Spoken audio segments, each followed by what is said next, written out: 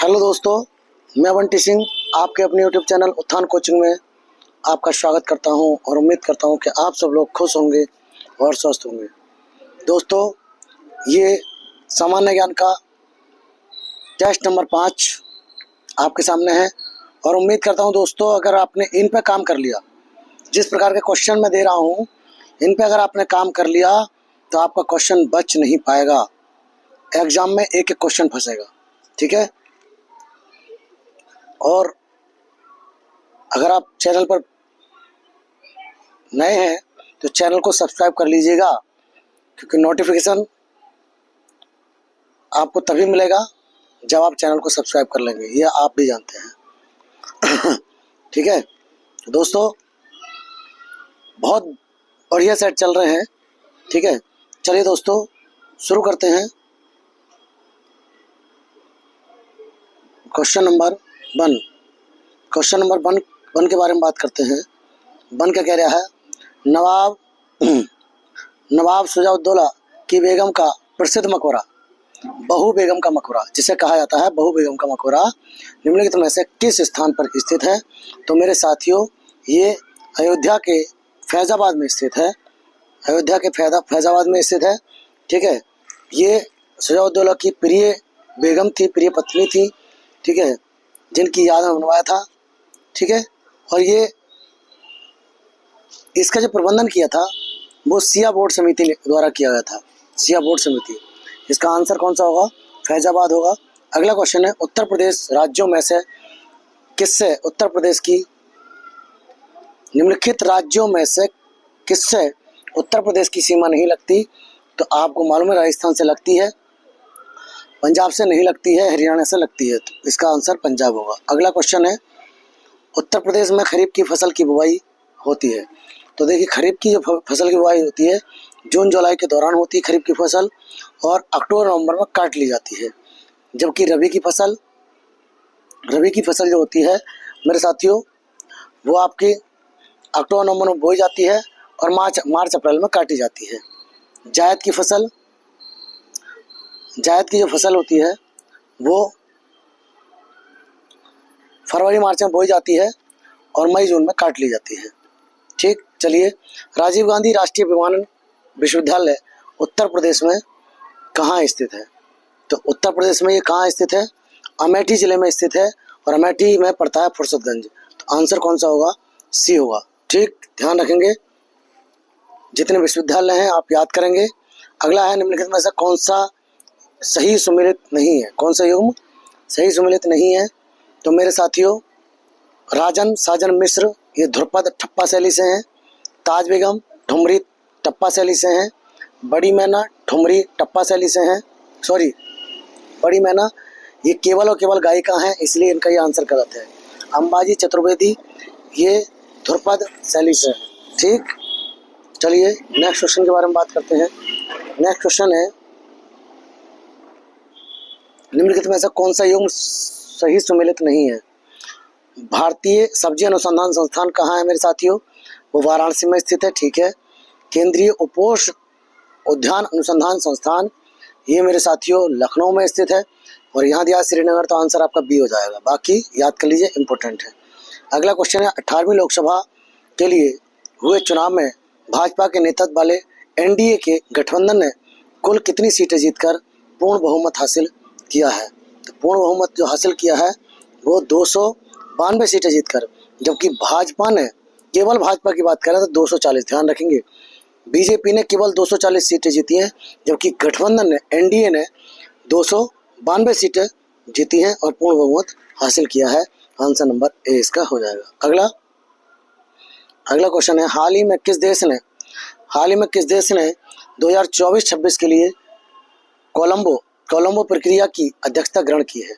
तो कोलंबो प्रक्रिया की जो अध्यक्षता ग्रहण की है वो भारत ने की है। आंसर बी हो जाएगा। 5 जून 2024 को किसने एक पेड़ माँ के नाम अभियान का शुभारंभ किया? तो ये किसने किया साथियों? ये नरेंद्र मोदी ने शुरू किया। 5 जून को क्या मनाते हैं? पर्यावरण दिवस मनाते हैं, ठीक है, उसी पे करा था। अगला क्वेश्चन है, हाल ही में किस देश ने आधिकारिक तौर पर अपनी अंतरिक्ष एजेंसी लॉन्च किया है? तो आधिकारिक एजेंसी जो लॉन्च किया है वो किसने किया है? दक्षिण कोरिया ने किया है। किसने किया है? दक्षिण कोरिया ने किया है। आंसर नंबर सी हो जाएगा। अगला क्वेश्चन है, मई 2024 में किस भारतीय प्रौद्योगिकी संस्थान आईआईटी के परिसर में डीआरडीओ उद्योग अकादमिक उत्कृष्टता केंद्र की स्थापना की गई है?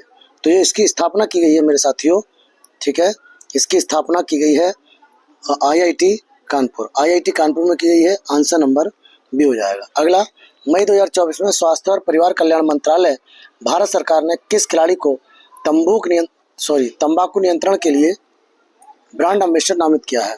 तो ब्रांड एम्बेसडर किसे नामित किया है? पीवी सिंधु को नामित किया है। ऑप्शन नंबर ए हो जाएगा। अगला क्वेश्चन है, भूकंप की तीव्रता किस उपकरण द्वारा मापी जाती है? तो भूकंप की तीव्रता किससे मापी जाती है? सिस्मोग्राफ से मापी जाती है।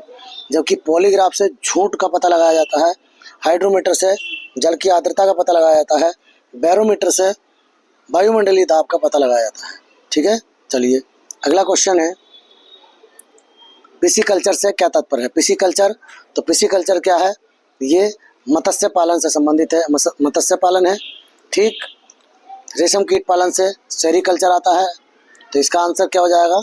सी हो जाएगा। ठीक, अगला, ब्रिटिश ईस्ट इंडिया कंपनी द्वारा हिंदू विधवा पुनर्विवाह अधिनियम किस वर्ष में पारित किया गया था?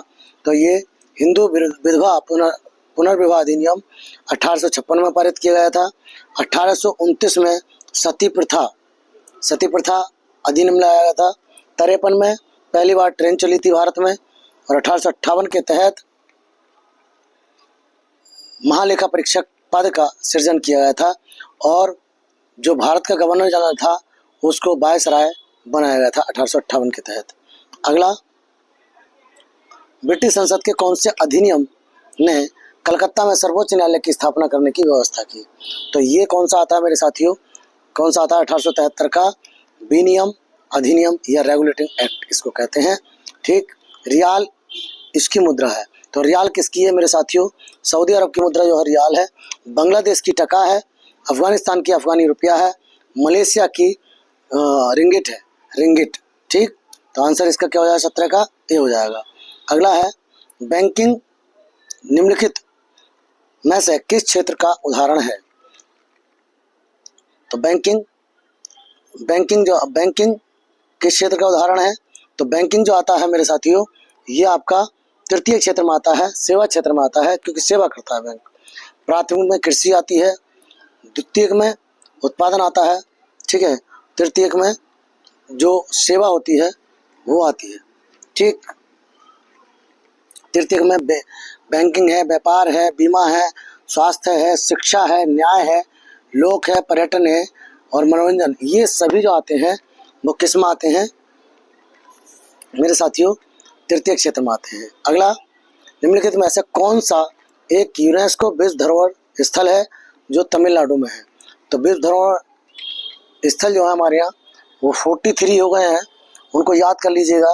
अब पूछा है तमिलनाडु में कौन सा है, तो आपको मालूम है तमिलनाडु में महाबलीपुरम में स्मारकों का समूह है, अजंता की गुफाएं महाराष्ट्र में है, हम्पी में स्मारकों का समूह कर्नाटक में है, कोणार्क का सूर्य मंदिर उड़ीसा में है। ठीक, चलिए अगला क्वेश्चन है, राष्ट्रीय निर्यात बीमा खाता निम्नलिखित में से किस मंत्रालय के नियंत्रण में आता है? तो मेरे साथियों ये किसके अंतर्गत आता है? ये वाणिज्य और उद्योग मंत्रालय के अंतर्गत आता है। किसके अंतर्गत आता है? वाणिज्य और उद्योग मंत्रालय।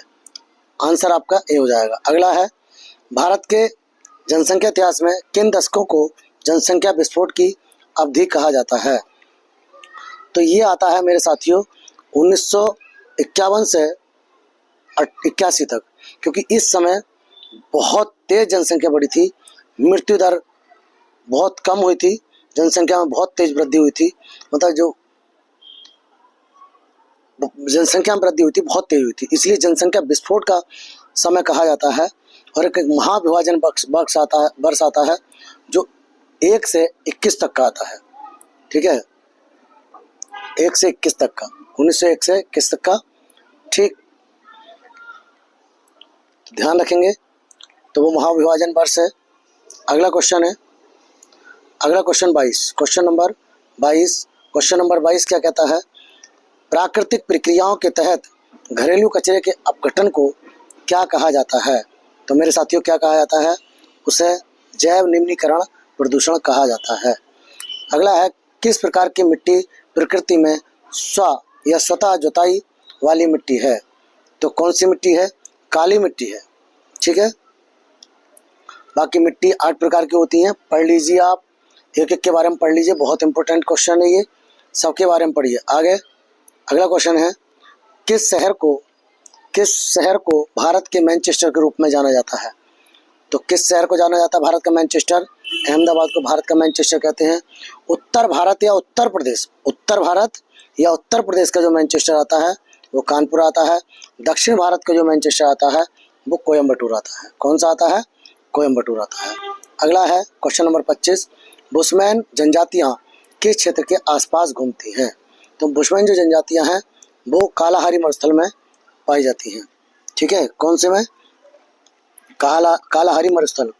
ठीक, चलिए अगला क्वेश्चन है, हमारे राष्ट्रीय चिन्ह के नीचे आदर्श वाक्य क्या है? तो आपको मालूम है सत्यमेव जयते लिखा हुआ है।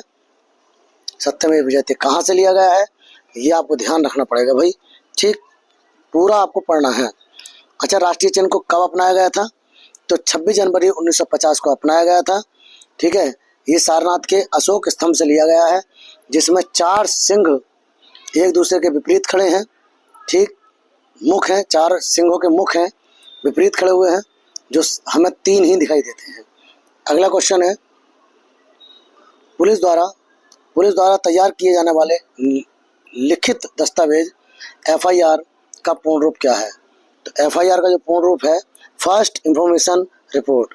क्या है? First information report. आंसर आपका डी हो जाएगा। अगला क्वेश्चन है, फेसबुक की निम्नलिखित में से किस विशेषता को पूर्वानुमान बाजार या प्रेडिक्शन मार्केट कहा जाता है?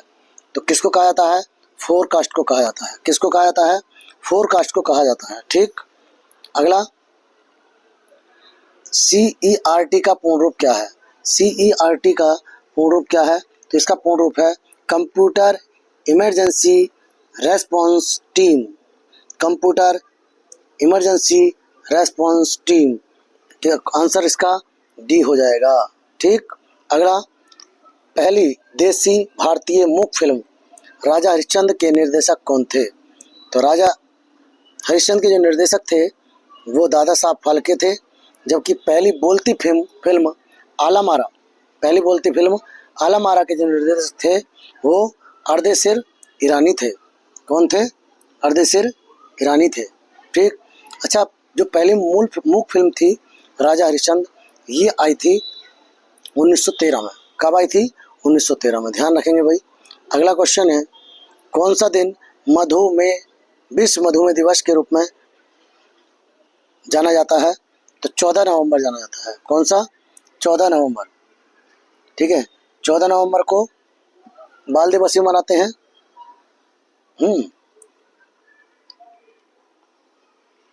चलिए अगला क्वेश्चन है, उत्तर प्रदेश जमींदारी विनाश और भूमि व्यवस्था अधिनियम निम्नलिखित में से किस वर्ष में पारित किया गया था? तो ये किस वर्ष में पारित किया गया था? 1950 में पारित किया गया था। कब? 1950 में पारित किया गया था। Answer number B. क्वेश्चन को बार बार पढ़िए।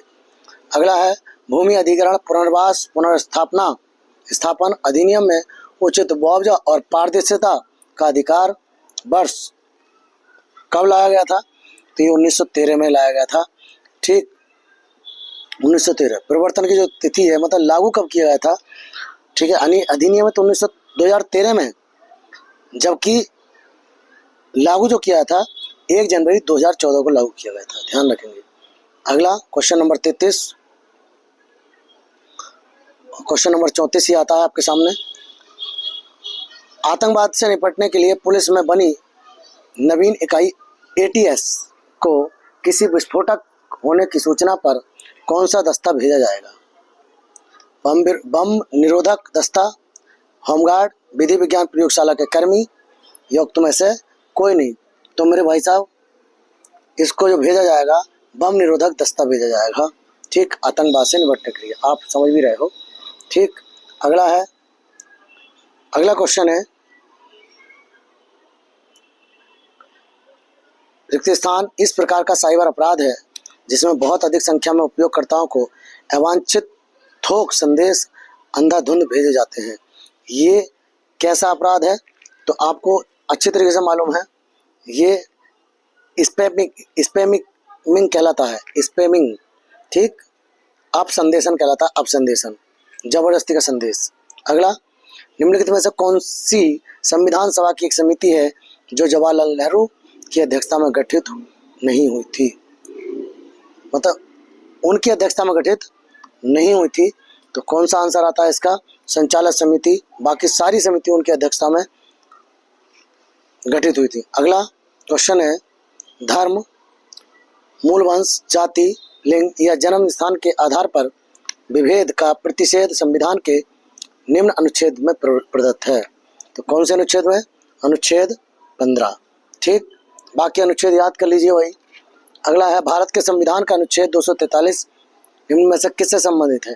तो ये पंचायती राज प्रणाली से संबंधित है। यहाँ तक आपका जीएस कंप्लीट हो गया। दोस्तों, अगर क्वेश्चन अच्छे लग रहे हैं, और ये अच्छे नहीं वास्तव में अच्छे हैं, अच्छे नहीं वास्तव में अच्छे हैं, और आपको यहाँ से मिलेंगे क्वेश्चन, एग्जाम में क्वेश्चन मिलेंगे, ठीक है। चलिए दोस्तों, मिलते हैं नेक्स्ट वीडियो में। जय हिंद, जय भारत।